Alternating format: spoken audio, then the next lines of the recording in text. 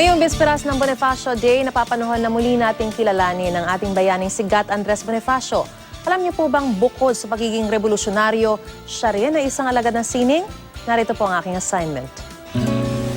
Aling pag-ibig pa ang hihigit kaya? Sa pagkadalisay at pagkadakila. Gaya ng pag-ibig sa tinubuang lupa. Aling pag-ibig pa? Wala na nga, wala.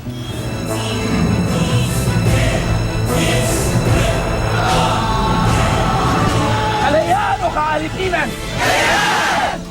Dakilang supremo ng Katipunan at ama ng Rebolusyong Pilipino.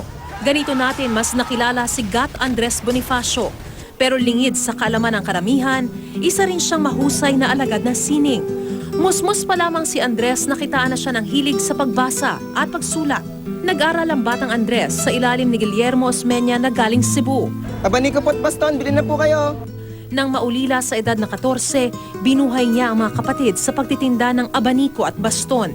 Sa panahon ding ito niya naisulat ang tulang Mi Abanico na nasa wikang Kastila. Lalim niya magsulat ay nagre-reflect din na meron talaga siyang pinag-aralan na mataas. Ginugugol niya ang oras sa pagbabasa. Ilan sa mga librong nakahiligan niya ay ang Les Miserables ni Victor Hugo at ang Noli Me Tangere at El Filibusterismo ni Gat Jose Rizal. Naging bahagi rin siya ng Teatro Porvenir kasama sina Macario Sakay at Aurelio Tolentino. At ang paborito niyang karakter, si Bernardo Carpio na base sa kwento ay tagapagligtas ng mga Tagalog. Ang impluwensya ng sining kay Andres, nagamit niya ng gusto sa pamamalakad ng Katipunan.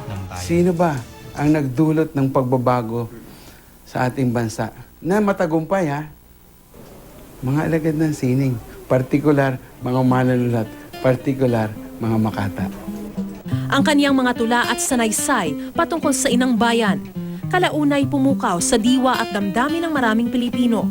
At ang pagkakasulat nito sa wikang Filipino, lalong nagpaalab sa damdaming makabayan noong mga kapanahunan niya. Para lalong pataasin ang damdamin maabayan, yung pagsasalin niya ng Mi Ultimo Diyos si Dr. Jose Rizal. At isa pang dahilan kung bakit naging epektibo si Andres, Isinabuhay niya yung kanyang mga sinasabi at sa tingin ko, yun ang mahirap na hamon sa isang halimbawa, manunulat. bukod sa anumang armas na ginamit ni Andres laban sa mga mananakop, naging malakas din niyang sandata ang kanyang pluma. Ang kanyang mga titik, patuloy na nag-iiwan ng inspirasyon sa mga nais magsilbi sa bayan. Aling pag-ibig